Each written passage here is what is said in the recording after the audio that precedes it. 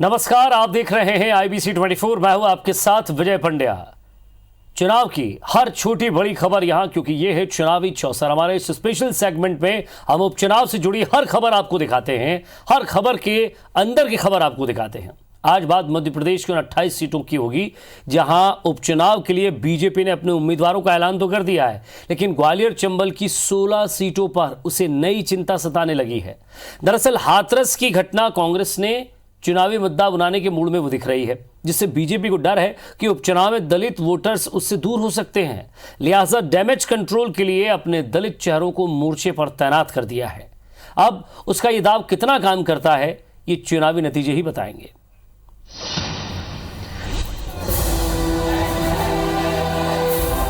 हाथरस मामले की नाराजगी अब धीरे धीरे मध्य प्रदेश तक जा पहुंची है, जहां 28 विधानसभा सीटों पर उपचुनाव हैं।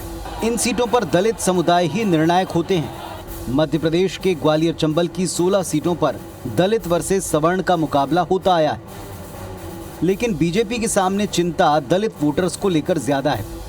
दलित मतदाता उत्तर प्रदेश के हाथरस मामले से खासे नाराज हैं। यूपी में बीजेपी की सरकार के फैसले से दलित वर्ग नाखुश है और इसी को कांग्रेस चुनाव में मुद्दा बनाना चाहती है कि ये अत्याचार और जो है ये अमानुषिकता केवल दलितों के साथ क्यों हो रही। अब उनके साथ अगर जातियाँ होंगी, उनके साथ अगर जो है इस तरह के कांड होंगे तो सवालों को तो उठाना पड़ेगा। हम भी राजनीतिक पार्टी, उनके दुख दर्द, उनकी तकलीफ में हमें खड़े होना पड़ेगा।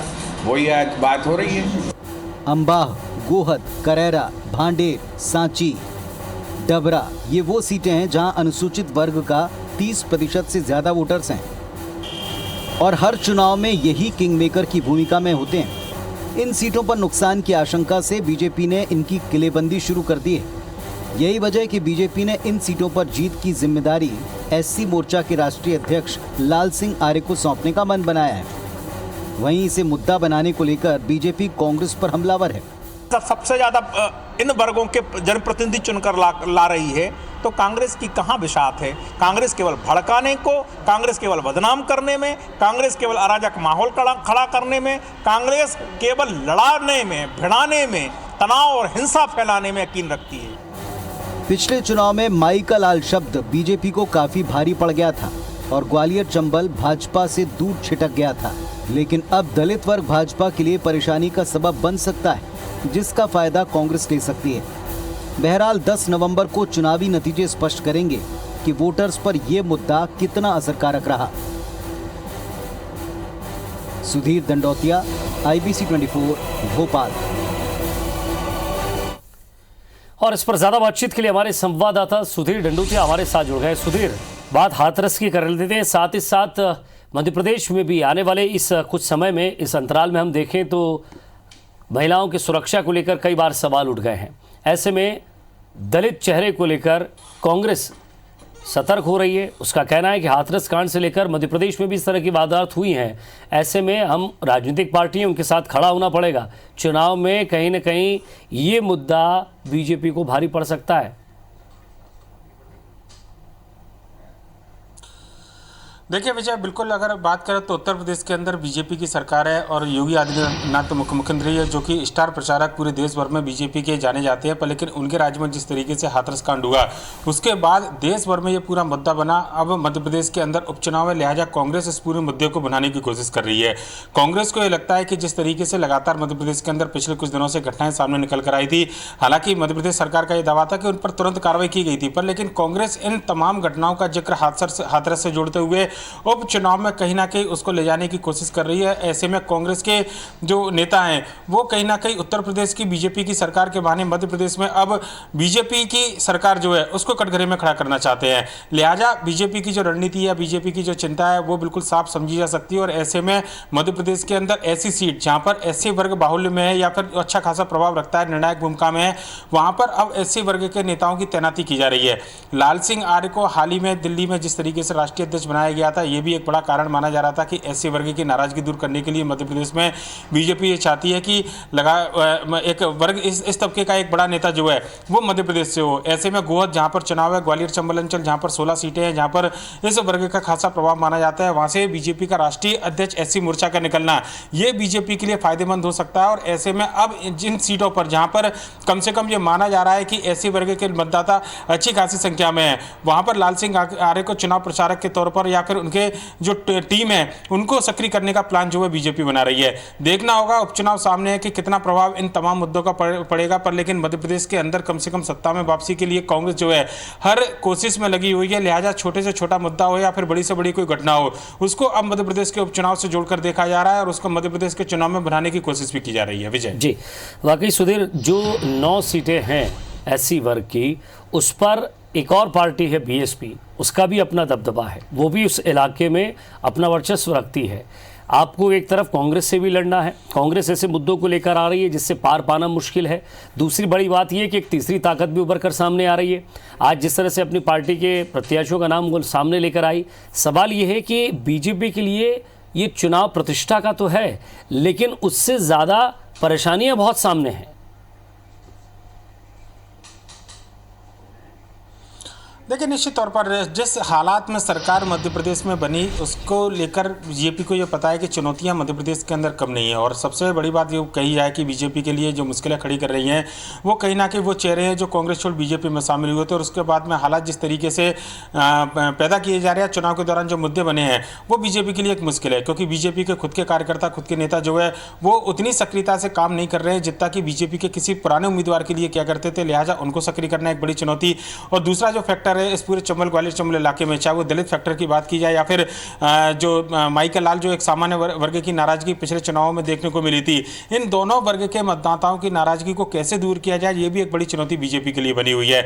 लिहाजा हर उस रणनीति पर बीजेपी काम कर रही है जिससे कि इन वर्ग के मतदाताओं को नाराजगी को दूर किया जाए, चाहे उस समाज के या उस वर्ग के लोकप्रिय चेहरे को उतारने की बात हो या फिर पिछली गलतियों से सबक लेते हुए नई रणनीति बनाने की बात हो। ये तमाम ऐसी कोशिशें हैं बीजेपी की जो कि उपचुनाव के मद्देनजर बीजेपी जिन रणनीतियों पर विचार कर रही है। पर मध्य प्रदेश के अंदर ऐसे कई मुद्दे हैं, चाहे वो हाथरस का कांड हो या फिर किसी मध्य प्रदेश के अंदर दूसरी जो घटनाएं हुई हो, वो तमाम ऐसे मुद्दे हैं जो बीजेपी के लिए फिलहाल कम से कम थोड़ी मुश्किलें जरूर खड़ी करते हुए नजर आ रहे हैं। क्योंकि कांग्रेस इन मुद्दों के बहाने बीजेपी को कटघरे में खड़ा करने का काम जो है वो उपचुनाव में कर रही है।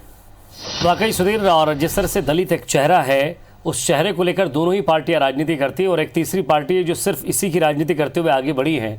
सवाल यह है कि क्या उसकी मजबूरियों को, उसकी कमजोरियों को दूर करने का प्रयास किया गया या नहीं, ये भी एक बड़ा सवाल है और वो भी वर्ग समझ रहा होगा। बहुत बहुत शुक्रिया हमारे साथ जुड़ने के लिए और बातचीत के लिए।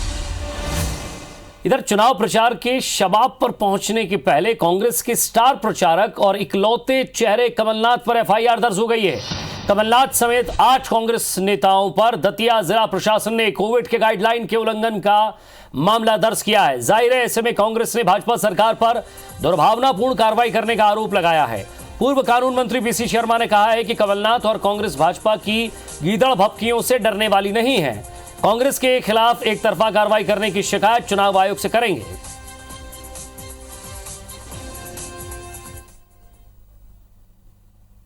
धोखे के खिलाफ, सौदे के खिलाफ ये भीड़ आ रही है। तो मैं समझता हूँ उसमें कमलनाथ जी का मामला कहाँ से आता है कि उनके खिलाफ आपने एफआईआर कर दी।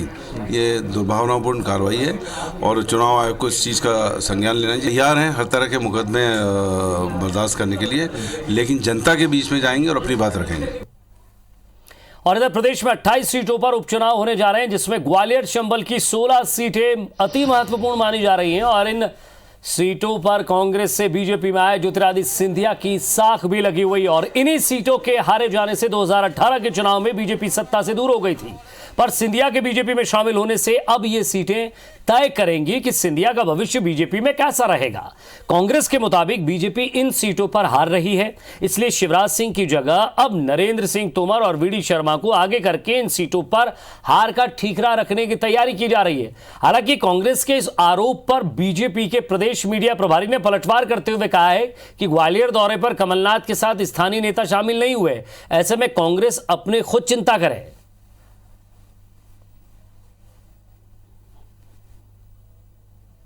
इन्होंने बहुत अच्छे ढंग से समझ लिया कि ग्वालियर, चंबल में, मुरैना में भारतीय जनता पार्टी का सफाया होने वाला है, इसलिए ये ठीकरा जो है शिवज्योति के ऊपर ना फूटे।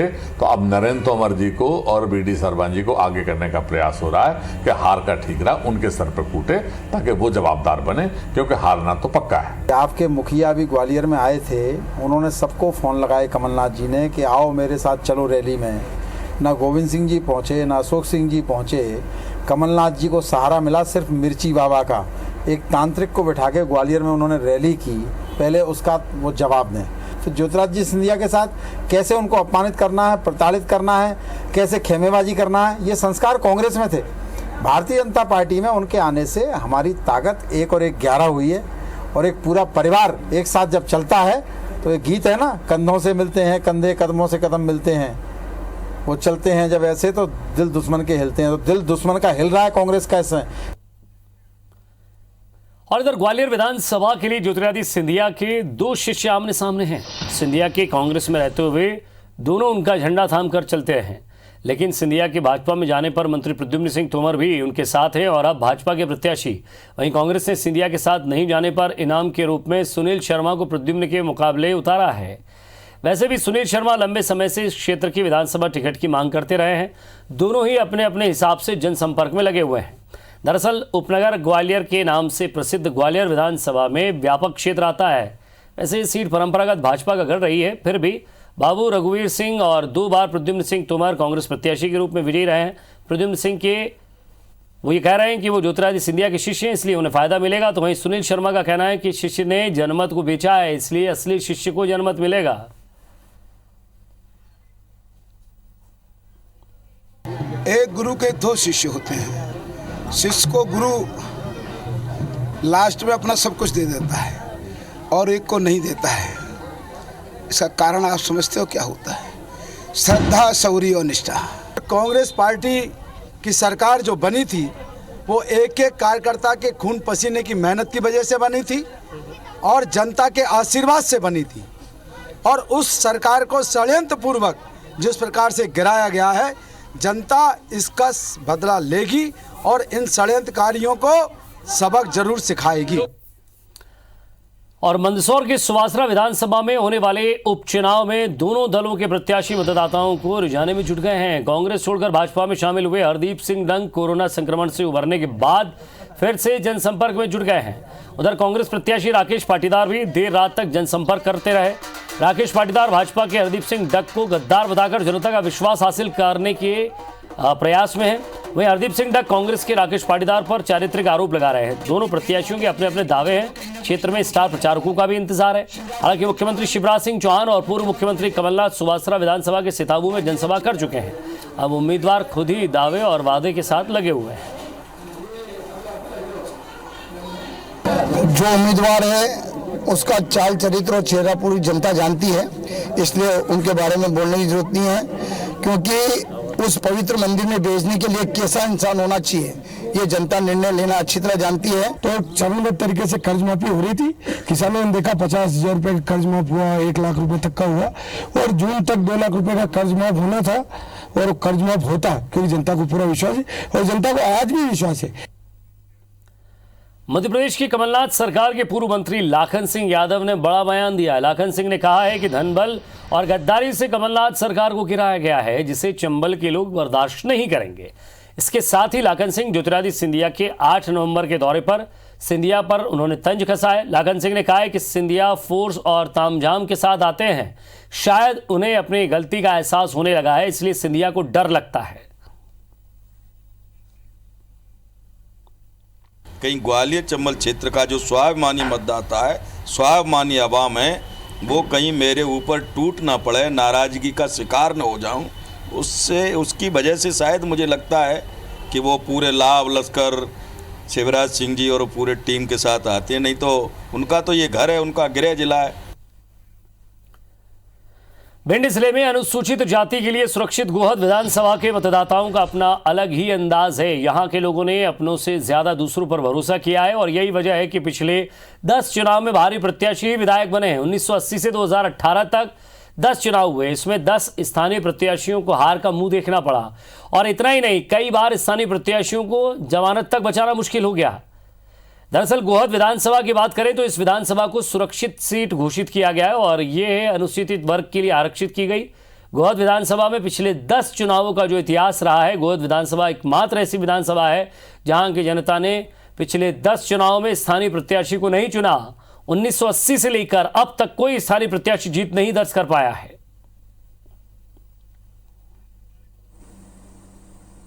ये तो आम जनता की डिमांड है, आम जनता की मांग है, कार्यकर्ताओं की मांग है। टिकटों का वितरण अगर कोई राजनीतिक पार्टी करती है तो वहाँ के कार्यकर्ताओं और आम जनता की नब्ज देखकर करती है, इस आधार पर यहाँ पर टिकट दिए जाते हैं। वो तो ऊपर का नेतृत्व जो निर्णय करता है वो कांग्रेस को मान्य होता है। ऊपर का नेतृत्व हमारा निर्णय करता है विनिंग कैंडिडेट की हालत से जीतेगा कौन, उस आधार पर सर्वे के आधार पर टिकट दिए जाते हैं।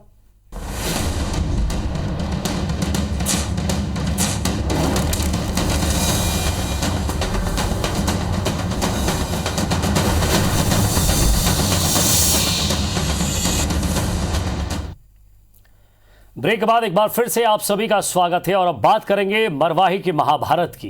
जी हां, छत्तीसगढ़ की एक सीट मरवाही जिस पर उपचुनाव है। निगम मंडलों में नियुक्ति को लेकर प्रदेश कांग्रेस अध्यक्ष मोहन मरकाम ने कहा है कि निगम मंडल में नियुक्ति मरवाही चुनाव के बाद होगी।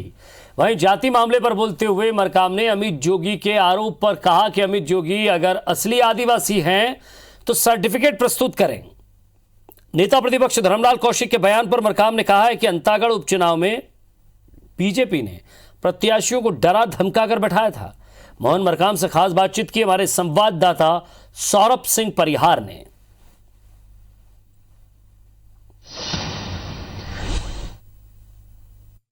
मरवाही उपचुनाव की उल्टी गिनती शुरू हो चुकी है। भाजपा, कांग्रेस और जनता कांग्रेस छत्तीसगढ़ की अपनी अपनी तैयारियां हो रही हैं, लेकिन अभी तक किसी की भी जो है प्रत्याशी तय नहीं हुए हैं। लेकिन सबसे बड़ा सवाल जो है जनता कांग्रेस छत्तीसगढ़ को लेकर है, क्योंकि अमित जोगी कहना है कि उनको सरकार चुनाव लड़ने नहीं देना चाह रही है। और इस वक्त हमारे साथ प्रदेश कांग्रेस अध्यक्ष मोहन मरकाम जी है।